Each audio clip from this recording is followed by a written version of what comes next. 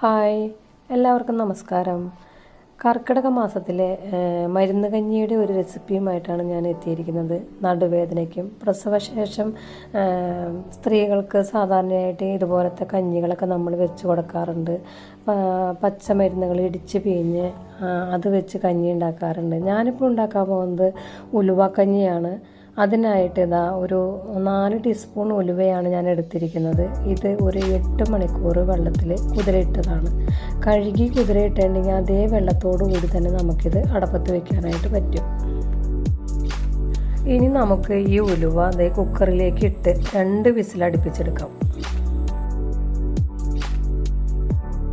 ഉലുവക്കഞ്ഞി വെക്കാനായിട്ട് എപ്പോഴും നമ്മൾ എടുക്കേണ്ടത് ഉണക്കലരിയാണ്. തവിടോട് കൂടിയ ഈ ചുമന്ന അരിയാണ് എപ്പോഴും കഞ്ഞിക്ക് നല്ലത്.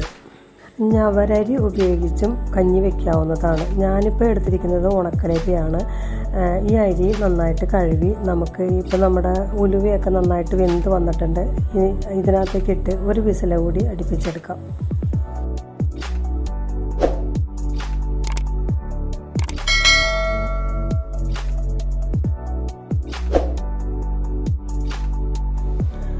ഇപ്പോൾ എയറൊക്കെ പോയി നമ്മുടെ കുക്കർ തുറന്നു. അരിയൊക്കെ നന്നായിട്ട് വെന്തിട്ടുണ്ട്.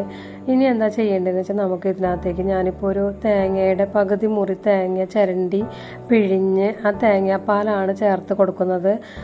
നിങ്ങൾക്ക് വേണമെങ്കിൽ തേങ്ങ ചിരകി ചേർക്കാം. അതല്ലെങ്കിൽ തേങ്ങയും ജീരകവും കൂടി മിക്സിയുടെ ജാറിലിട്ട് ഒന്ന് കറക്കിയിട്ട് അങ്ങനെയും ഒഴിക്കാം. എങ്ങനെ ഒഴിച്ചാലും കുഴപ്പമില്ല. ഞാനിപ്പോൾ തേങ്ങാപ്പാലാണ് ചേർക്കുന്നത്. തേങ്ങാപ്പാൽ ചേർക്കുന്നതിനോടൊപ്പം തന്നെ ജീരകവും ചതച്ച് ഇടുന്നതാണിത്.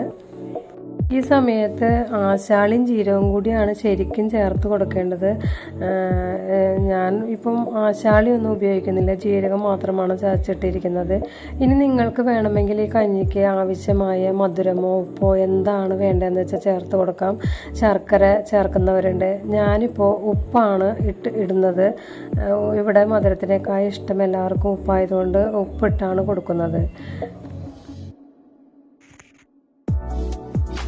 കഞ്ഞി നന്നായിട്ട് തിളയ്ക്കണ്ട. ഒന്ന് തിള കയറി വരുമ്പോൾ തന്നെ നമുക്കിനി സ്റ്റൗ ഓഫ് ചെയ്യാം. അതിനുശേഷം ചുമന്നുള്ളി വട്ടത്തിൽ അരിഞ്ഞെടുത്തേക്കുന്നതാണ്. ഇത് നമുക്ക് നെയ്യ് ഒഴിച്ച് നെയ്യിൽ വറുത്ത് ഈ കഞ്ഞിയിലേക്ക് ചേർത്ത് കൊടുക്കാം. അങ്ങനെ നമ്മുടെ സ്വാദിഷ്ടമായ ഉലുവക്കഞ്ഞി റെഡി ആയിട്ടുണ്ട്. നല്ല ടേസ്റ്റാണ് ഈ കഞ്ഞിക്ക്. കൊച്ചു പിള്ളേർ വരെ കഴിക്കും. അത്ര രുചിയാണ് കഞ്ഞി കുടിക്കാനായിട്ട്. നിങ്ങളും ഉണ്ടാക്കി നോക്കൂ. വീഡിയോ ഇഷ്ടമായാൽ ലൈക്ക് ചെയ്യാനും സപ്പോർട്ട് ചെയ്യാനും മറക്കല്ലേ.